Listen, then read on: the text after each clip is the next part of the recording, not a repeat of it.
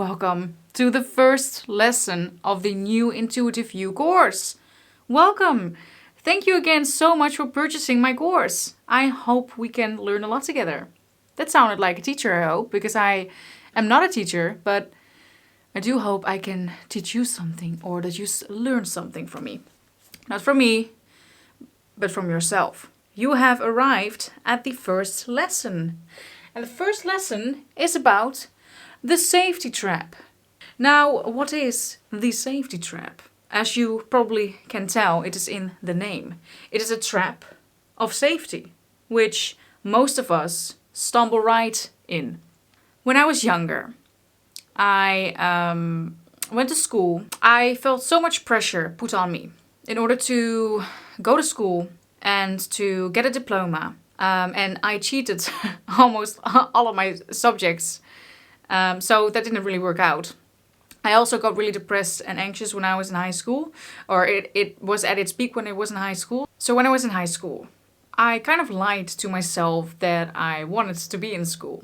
And when my depression and my anxiety was at its peak in the third year of high school, I was held back a year because my grades were failing.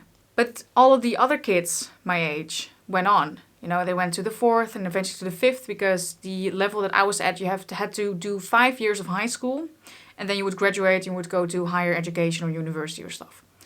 So they all did that. I was held back a year, still failing a lot of grades or still failing a lot of classes and just being miserable. But I still really had a innate motivation to go to the higher education somehow and to do this. But my mental health was really declining. So I dropped out actually, and I went to a lower education because I was 16 or 17 at the time, and I still had to learn. That's a law you have in the Netherlands. You have to learn or go to school until you're 18. So I went to a lower education. Was really miserable there because it was too easy for me. Got really anxious, and then eventually I finished that study.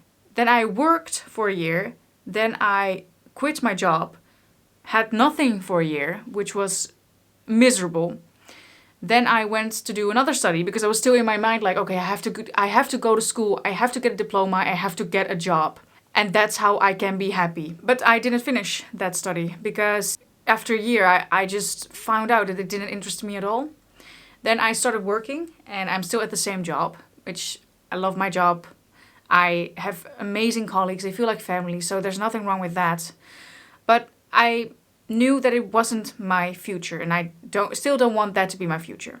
So then I went to school again to finish the grade that I had first left, so the high school grade, because with that diploma I could go on to higher education and eventually could go to university. So that's my plan. Okay, I have to just go to school, get the diploma, do 1 year of higher education, work my ass off, go to university instantly because that's also an option in the Netherlands. And then I will be at the top and I will be happy and I will get a good job. And fuck, I still hate school and I'm going to be with student debts and I have to work so hard and I'm going to lose so much time and I'm not making any money. And who am I actually doing this for? Because I don't think I want this. I want to be self-employed and I want to be rich and I want to... Do you get what I'm saying? That's the safety trap right there. It took me about 4 or 5 years to realize that the trajectory I was about to take was a big old trap. A big old trap that almost everyone falls into. Which is understandable. Because we're taught to be safe, to have stability, to have something in our lives that will always catch us. Because otherwise what happens? Do you ever ask yourself that? What will happen if you take a risk? What, will you die? Will the whole world implode? What will happen? The actual thing that will happen and that will suck a little bit is that people will not like what you're doing. Because a lot of people, including myself once and including almost everyone, they have this expectation that you have to go to school, get a diploma, get a job, and you'll be happy. You'll be set for life, you know. You have health insurance, you'll have the occasional holiday, I mean, I get 5 weeks per year. Whoop-de-doo. And sometimes I'll get a raise. 20 cents. Yes, that was my actual raise this year. Nothing wrong with actually going to school, finding a job you really love, and being happy forever. If that's your life right now and you're happy, don't listen to this. Don't listen to me. Be happy. But most people are in a position where they want more freedom, they want more money, and they want to do something that they love every single day. You know that in Japan, you actually still have people who die from overwork? It is called karoshi, probably.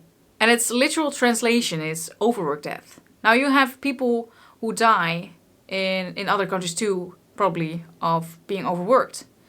But it is just, it amazes me. No, it doesn't amaze me. It surprises me of how much of themselves people give for a big corporation that at the end of the day just doesn't care about them. That saddens me a lot.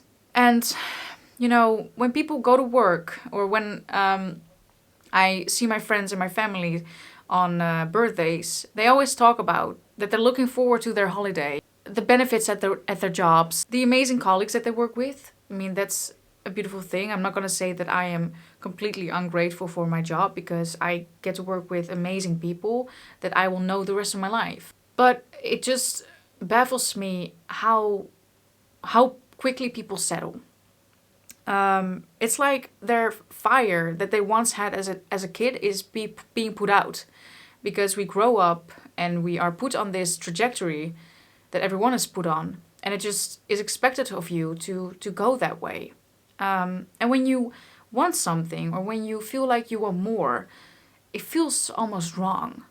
But that's because you're just not used to giving into that feeling. Because when I wanted to start this, when I am starting this now, I had a lot of doubt and a lot of fears and a lot of insecurities about it. I still feel that in the back of my mind, but I quieted it enough to hear the other things that motivate me and cheer me on. And I believe that the intuition or your true self is a big part of that when you quiet the mind. Because your true self isn't negative. Your true self doesn't know negative. That's why feeling bad feels bad and feeling good feels good. You are positive. You are a pure positive light being that is capable of everything. But it is taught to us that we should not listen to our hearts, even though everyone is saying listen to your heart. No, we should always weigh the pros and the cons and should be prepared for what could go wrong. You know, when the shit hits the fan. At the end of the day, I don't think that anyone, when they go about a safe trajectory, has ever experienced that. What? You might lose your job, you can find another one. What are the fears actually that are in your mind that are keeping you from doing what you want? It might be weird to begin with the safety trap as a first lesson with a course that is about the intuition. People see their colleagues more than their families. We go to our work the majority of our life. So this is a really important part of this course because we deny our intuition when we go to a job that we don't like. But we lie to ourselves that, well, you know, the benefits are nice, the salary is, it's not that great, but I can get by. Yeah, it's fun every single day. And as I said, the fire is put out, what was inside of you. I want to relight that fire inside of you because it is present. You've just been denying it for a very long time. And it can be quite soul-shattering to beat yourself up every single day about going to a job that you don't like. And I know what that's like because I have done that to myself. I'm also a big believer of law of attraction and that you cannot get to a place where you want to go if you are yourself in a place of dissatisfaction. So if you hate your job and you are quite verbal to people and to yourself that you hate your job, you will not get to a better job. I mean, we are here to show ourselves what we can do. We are here to give a little something of ourselves to the world. And to deny that dream in ourselves is denying the truest part of you. I always say to myself and to other people, if your dream isn't big enough, or if your dream doesn't feel scary, you're not dreaming big enough. Because a big part of our daily lives right now, as the first world is really blessed too, is that we can be comfortable at any single moment. We can just go on Netflix, be on the couch, be on our phones all day, which there's nothing wrong with, but we kind of stop challenging ourselves.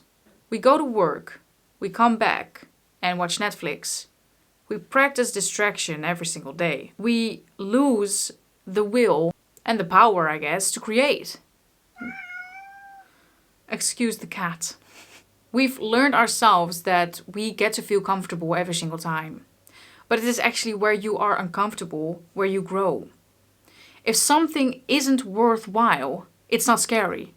I mean, if something isn't scary, it's not worthwhile. You know, when you do something really scary and you get back, you have this adrenaline rush. For some people, it can be public speaking, and for some people, it can be bungee jumping. That is a reward that you get for putting yourself in an uncomfortable situation. We are not made to be comfortable all the time. Because it doesn't feel rewarding and it doesn't give us anything. It gives us comfort. But comfort also gives us laziness. This is not something that we're made to do. We're not made to be just sitting on the couch all day. I'm not saying that a balance or that you cannot have a balance. You can have a balance. You can have movie nights, but have a movie night once you've done what you want to do. Challenge yourself. Ask yourself, what do I want to do? Ask yourself, when I was a kid, what did I want to do then? When the only thing that I thought about was how amazing it would be to experience something like that. You weren't worried about failing or doing something wrong or the opinions of other people. It just didn't cross your mind even. But now we're so used to being scared and being ashamed and being hard on ourselves that we cannot do it just because we don't listen to ourselves anymore. We listen to the outer world. We listen to what other people say, to what other people want, to what other people expect from us. But guess what? That's not going to bring you anything. It's not going to bring you the dream life that you want. It's not going to bring you the respect of people. You know, if you want to please everyone, it's not possible. Believe me, I've tried. Didn't know that I was so passionate about that, but I am. This is not me saying that I am mad at you. I am just saying what an awful waste it would be if you put your fire out for the sake of other people, for the sake of being safe, for the safety trap. Because it's not going to give you anything. It's not going to do anything for you. It's going to bring you dissatisfaction, unhappiness, and an unfulfilling life. That is what it's going to bring. That is what I want to make known to you. And I've put myself in that position for a long time. I hated it. And I'm still putting my ass out there every single day on YouTube and doing this. And it feels uncomfortable every single time I do it. But guess what? I'm still doing it. Because I'm worth more than what other people say about me. And guess what? What other people say about me, they're not even thinking.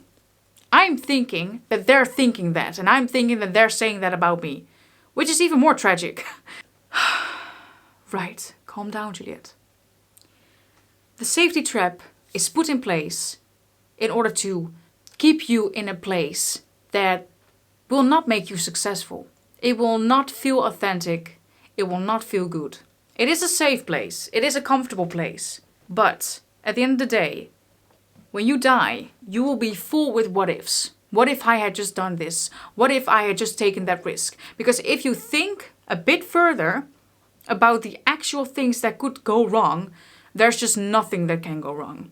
There is nothing like failing, only if you fail to learn a lesson. Fail. Take risks. Be wrong. And own it to be wrong. Because there is so much to learn.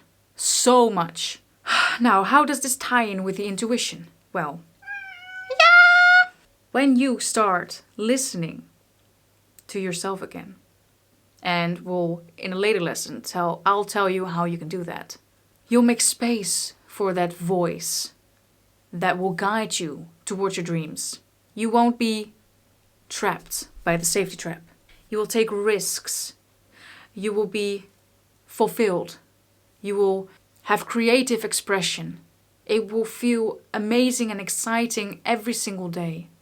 But you gotta keep practicing to not listen to your negative thoughts and not listen to your negative momentum. Because when you finally give in and have a lot of good momentum going, your dream life will appear in front of you and you will have everything that you want.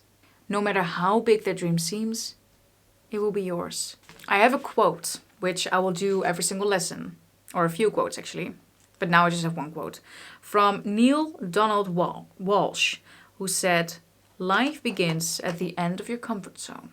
Sorry, the cat. Yes, hello. Life begins at the end of your comfort zone. Every single big successful person out there got uncomfortable.